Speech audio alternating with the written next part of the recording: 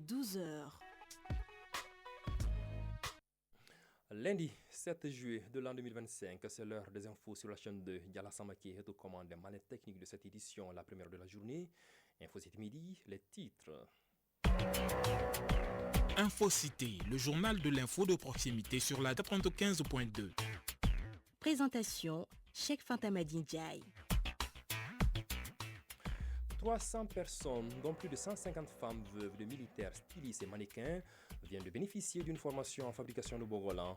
Elle est à l'initiative du FIRBA, le Festival international Roots Beauty Africa, à suivre le reportage de Haruna Dambélé dès l'entame de cette édition. Le 10 août de chaque année est célébrée la journée africaine de l'état civil, une occasion de mettre en lumière les enjeux liés à l'enregistrement des naissances, des mariages et des décès. Avec Khadija Traoré, nous nous intéresserons à quelques aspects du système d'état civil. Le Mali a lancé le 16 juin dernier la construction de sa future raffinerie d'or, une nouvelle accueillie avec fierté par la population malienne et l'ensemble des acteurs du domaine qui ont tous salué ce futur projet de grande envergure pour notre pays. Et dans l'actualité internationale, nous accueillons en direct dans ce studio du 26 mars Aïssata Yanogo. Aïssata, bonjour. Bonjour, Cheikh. Avec vous, nous irons où aujourd'hui? Nous allons parler de la RDC où le président Félix Tshisekedi alerte sur la situation de l'épidémie du choléra dans le pays. Ensuite, au Brésil, le sommet des BRICS s'est ouvert depuis hier à Rio de Janeiro. Et enfin, le premier ministre israélien Benjamin Netanyahou est en visite aux États-Unis. Khadija, tout à l'heure pour le développement. Voilà donc ce qui vous attend pour le prochain quart d'heure. Installez-vous confortablement pour suivre une session d'infos certifiées et crédibles. Info Cité Midi, le développement c'est tout de suite, juste après ce jingle. Merci d'avoir choisi la chaîne 2 pour vous informer. Encore une fois, bonjour et bienvenue à tous. Le Bogolan, un patrimoine de notre identité culturelle, a été au cœur d'une formation destinée à 300 personnes, dont plus de 150 femmes veuves de militaires, stylistes et mannequins, à l'initiative du FIRBA, le Festival international Roots Beauty Africa. Ce projet vise d'une part à assurer l'autonomie financière des bénéficiaires et d'autre part de donner de la visibilité au festival. On en sait plus avec Haruna Dambélé. Il s'agit pour le projet FIRBA de récompenser les veuves de militaires qui ont reçu la formation dans la fabrication du Bogolan. Troisième du genre, cette formation a pour but de faciliter leur autonomie financière. Plus de 150 femmes ont bénéficié de cette formation. Fousseini Traoré, promoteur culturel. On a pris ces femmes veuves parce que, vu déjà la perte de leur mari, c'est très difficile pour ces femmes veuves-là. Donc on a pensé de les former à fabriquer le Bogolan pour pouvoir au moins qu'ils puissent survenir à leurs besoins sans pourtant qu'ils passent au moins quelque part ou demander à quelque part, mais survenir au moins à faire quelque chose de leur vie. Les récipiendaires se sentent prêts à mettre en pratique ce qu'ils ont appris. Diallo Fanta Kourouma, récipiendaire. Dans le cadre de l'entrepreneuriat féminin, je salue aussi le centre qui nous a formés. Je pensais le premier jour que c'était très difficile, mais j'ai trouvé vraiment avec le courage et le dynamisme de la dame ainsi que les autres. Des stylistes et mannequins sont aussi concernés pour cette troisième édition. Salia Sissé, mannequin. Donc, une opportunité. Je suis reconnaissant d'avoir bénéficié de cette formation, car de telles initiatives sont rares ici au Mali. C'est une opportunité pour nous, mannequins, d'avoir la visibilité à l'intérieur comme à l'extérieur du pays. Cette initiative n'est pas seulement la mise en valeur du Bogolan, mais aussi d'assurer l'autonomie financière des veuves. Ensemble, les qualités propres à une personne physique, telles que le nom, la date et le lieu de naissance, le sexe, la nationalité et l'état matrimonial, l'état civil reste un document indispensable pour tout citoyen. Voilà pourquoi, depuis 2018, sur le continent est célébrée chaque 10 août la journée africaine de l'état civil, une occasion de mettre en lumière les enjeux liés à l'enregistrement des naissances, des mariages et des décès. La rédaction de la chaîne 2 s'intéresse à quelques aspects du système d'état civil. C'est un reportage signé Khadija Traoré. Nous sommes dans la mairie de la commune 3 de Bamako. Cheikh Fantamadi Traoré, officier d'état civil, nous relate les principales difficultés rencontrées au niveau local, mais aussi nous dresse un constat général dans la gestion de l'état civil. La première difficulté, ça c'est le paiement même par la voie numérique. Au début, nos agents n'étaient pas bien formés par rapport au processus de digitalisation. Mais au jour d'aujourd'hui, beaucoup de choses ont fait alors. Et aussi pour les paiements par les réseaux tombent en panne. L'expérience nous a plu parce qu'on a su que Avec la digitalisation, le paiement va être très facile. Ça va directement dans le compte du trésor. Ça, c'est l'innovation. Il faut que nous sensibilisons la population par rapport à l'importance des actes d'état civil, qui est l'acte de naissance, l'acte de mariage, l'acte de décès. Actuellement, avec la sensibilisation de l'État, il y a eu beaucoup d'améliorations. De la commune 3, direction la commune 4, où nous avons rencontré Madame Batili Mariam Traoré, chef de centre de la mairie de Sébenikoro 1. Elle partage avec nous les réalités locales liées à l'état civil entre défis quotidiens et initiatives mises en place. Les difficultés que nous avons maintenant, c'est surtout la venue de la digitalisation à travers les paiements mobiles, les actes civils, comme l'acte de naissance, de mariage ou encore de décès, sont les 3 papiers indispensables dans la vie d'une personne. Nous faisons des sensibilisations afin de mieux faire comprendre la population sur l'importance des documents civils.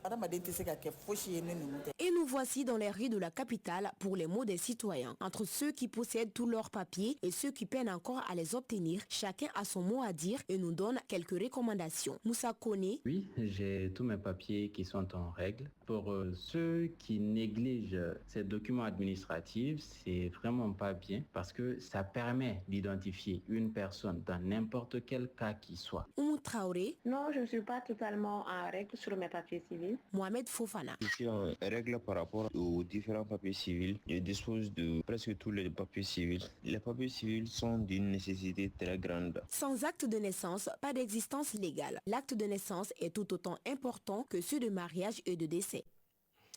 3e édition de la journée Blouse Blanche organisée par l'association Santé Plus au CESCOM de Amdalaï. Cette initiative vise à sensibiliser la population et à dépister des maladies comme le diabète, l'hypertension et l'hépatite virale B. L'objectif principal est de contribuer au bien-être de la communauté. Kounani Bamani. Créée en 2003 par des agents de santé ainsi que des étudiants en médecine et en pharmacie, l'association Santé Plus œuvre pour la promotion de la santé communautaire et le bien-être social.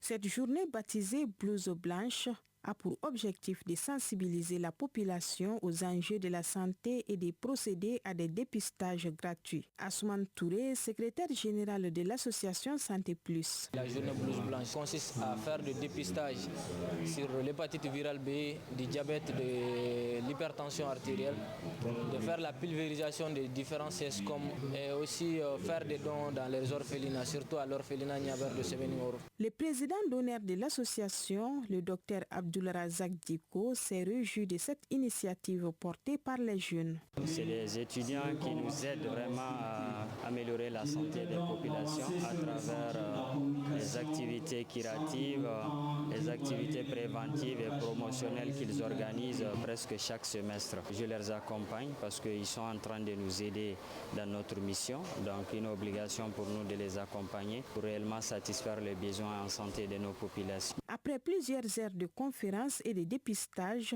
la journée Blouse Blanche s'est clôturée par la remise de dons aux orphelins ainsi que la pulvérisation de plusieurs centres de santé de Bamako. À présent, le tour d'horizon de l'actualité internationale. Une actualité internationale qui nous est proposée aujourd'hui par Aïssata Yanogo, comme annoncé depuis le sommaire. Aïssata, bonjour. Bonjour, Cheikh. Tout va bien, j'espère. Oui, ça va. Avec vous, pour commencer cette actualité, nous prenons la direction de la République démocratique du Congo. Le président Félix Tshisekedi alerte l'opinion sur la situation du choléra dans le pays.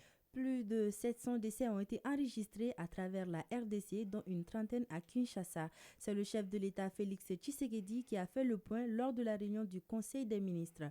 Les causes de cette propagation rapide sont notamment les inondations récentes qui ont fortement détérioré les infrastructures d'assainissement, contaminé les sources d'eau potable et déplacé des milliers de personnes, les exposant à des conditions d'insalubrité. Félix Tshisekedi a aussi ordonné la désinfection systématique des points d'eau, des marchés, des écoles et autres lieux de forte fréquentation. En Tunisie, Aïssata, le président du conseil d'administration de Tunis Air, limogé. Ce limogeage intervient après de nombreuses perturbations dans les vols ces derniers jours, des actes qui ont provoqué le mécontentement de l'opinion publique, soit à cause de l'augmentation des prix des billets d'avion ou à cause des retards et des perturbations. Cette décision intervient dans un contexte où le président Kais Saied a mis en garde plusieurs fois l'administration et les institutions qui épuisent les finances publiques. Les derniers limogeages remontent en novembre 2024 où 4 hauts responsables ont été remerciés après le blocage de passagers au Canada. Au Brésil, le sommet des BRICS s'est ouvert à Rio de Janeiro. Lors de la rencontre, les BRICS ont exprimé leurs préoccupations face aux droits de douane du président américain Donald Trump.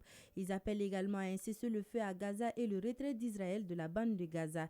Les 11 pays membres des BRICS qui sont l'Afrique du Sud, le Brésil, la Chine, l'Égypte, les Émirats arabes unis, l'Éthiopie, l'Inde, l'Indonésie, l'Iran, la Russie représentent près de la moitié de la population mondiale et 40% du PIB de la planète. Aux États-Unis, vu qu'on en parlait, le Premier ministre israélien est en visite à Washington. Benjamin Netanyahu rencontre ce lundi Donald Trump à la Maison-Blanche. Les discussions porteront sur la fin des attaques israéliennes contre Gaza. Le président américain souhaite une trêve de 60 jours à Gaza. Les négociations pour un cessez-le-feu avec le Hamas sont en cours à Doha. C'est ce qu'il fallait retenir de l'actualité internationale de ces 12 heures. Merci d'être passé dans ce studio. Merci et bonne journée, Aïssata. Merci. Je vous l'annonçais au sommaire, le Mali amorce une révolution dans sa filière aurifère. Le 16 juin dernier à Bamako, le président de la transition, le général d'armée Assimi Goïta, a officiellement lancé les travaux de construction de la grande raffinerie d'or du pays.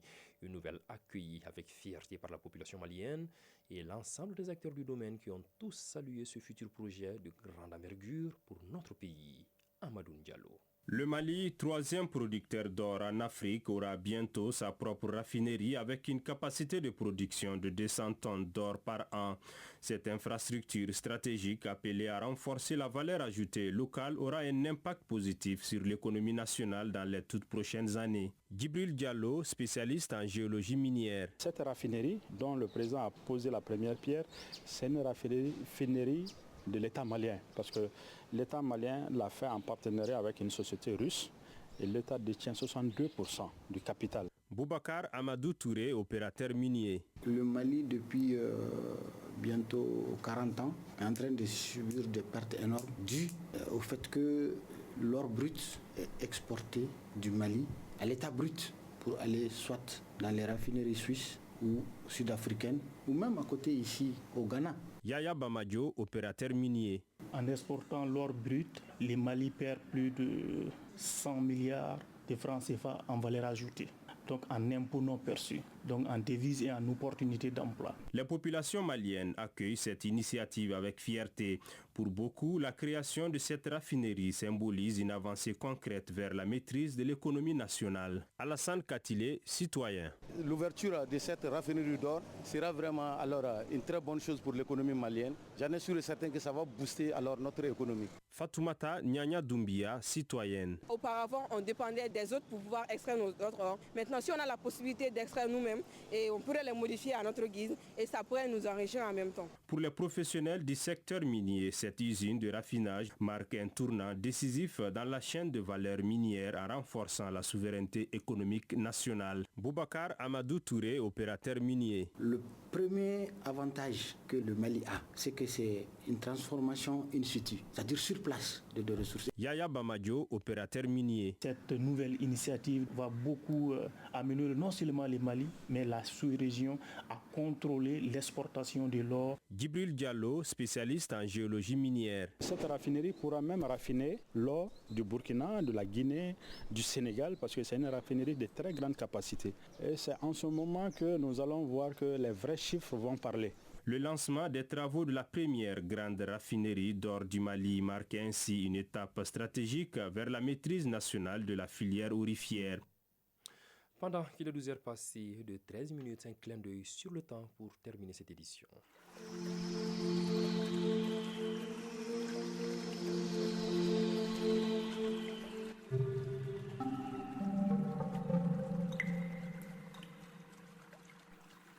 En ce lundi 7 juillet de l'an 2025, le mercure affiche 28 degrés Celsius. Le pourcentage d'orage reste très élevé au cours de la journée. Munissez-vous donc de votre parapluie et de vos imperméables et surtout, mettez-vous à l'abri en cas d'orage. Et pour tâcher d'être complet, sachez que le coucher du soleil est prévu à 19h02. Voilà, c'est l'essentiel qu'il fallait retenir de cette édition que j'ai eu l'immense bonheur et honneur de vous présenter. La réalisation était assurée par Salimata Konaté et Apolline Kone. La mise en onde par Diala Samake. La mise en ligne par Badi Touré. Coordination éditoriale, Nyanya Ali Traoré, Sédou Traoré. Pour le Mali, paix et bénédiction d'Allah. Surtout ne décrochez pas. La team Diallo Diabaté va s'installer pour le Mac des Sports sur la 2. Très bonne écoute radiophonique à tous.